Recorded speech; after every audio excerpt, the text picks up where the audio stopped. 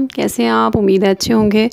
आज मैं आपके साथ जो रेसिपी शेयर करूंगी ये हमारी रवायती टिपिकल रेसिपी है। ये लहसुन और अदरक के पेस्ट के साथ बनाई जाती है।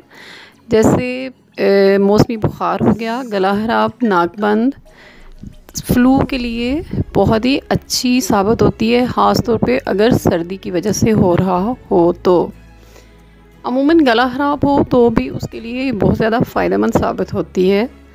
इसका बनाने का तरीका बहुत आसान है। आप एक छोटे साइज़ का प्याज ले लें, उसको बारीक छोटा छोटा काट लें। 2 चम्मच चाहे तो देसी घी इस्तेमाल कर लें अगर आप खाना पसंद करते हो तो, या मक्खन में भी बन सकता है, नहीं तो कुकिंग ऑयल 2 चम्मच ले लें। उसमें इसको लाइट ब्राउन कर लें। एक मोटी इलायची ले लें गरम मसाला वाली, और एक 1.5-2 इंच के 2 टुकड़े चाहिए हमें दालचीनी के, इसको भी ऐड कर लें जब ये ब्राउन हो जाए। गरम मसाला जो होता है ये निज़ाम हज़म को बेहतरीन करता है और बंद आँख को भी खोलता है।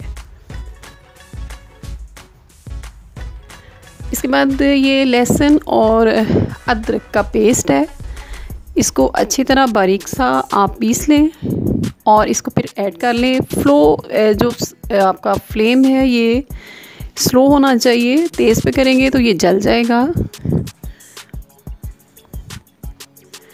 जब ये लाइट ब्राउन होना शुरू हो जाएगा, आहिस्ता आहिस्ता ये कलर चेंज करेगा, तो आप ज़रूरत पड़ने पे इस पर थोड़ा सा पानी का छींटा लगा सकते हैं। जैसे हम अमूमन भूनते वक्त पानी शामिल कर लेते हैं, तो इसमें पानी शामिल किया जा सकता है। इसको सादा रोटी के साथ खाएं तो ये आपको बहुत जल्दी फ़ायदा देगा। रात को अगर सोते वक्त इस्तेमाल करें तो और भी बेहतरीन है। इसको आहिस्ता आहिस्ता भूनें। इसमें है काली मिर्च डालेंगे और वो चॉप डालेंगे, मोटी मोटी कुटी हुई डाल लेंगे, बारीक नहीं। अमूमन बारीक जो होती है काली मिर्च ये गले के साथ जाके लगती है तो बच्चे नहीं खाते,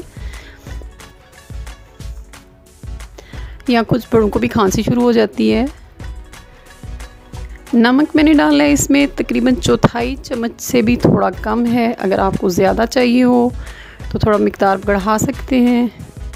इस सालन को 2 तरीके से बनाया जाता है, जैसे आपको पसंद हो आप बना सकते हैं। एक इसका शोरबा बना के यानी कड़ी बना के, और दूसरा इसका तरीका ये होता है कि इसको वैसे ही भून लें।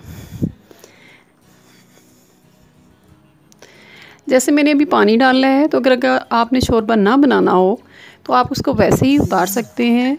ये सेहत के लिए बहुत ही बेहतरीन है।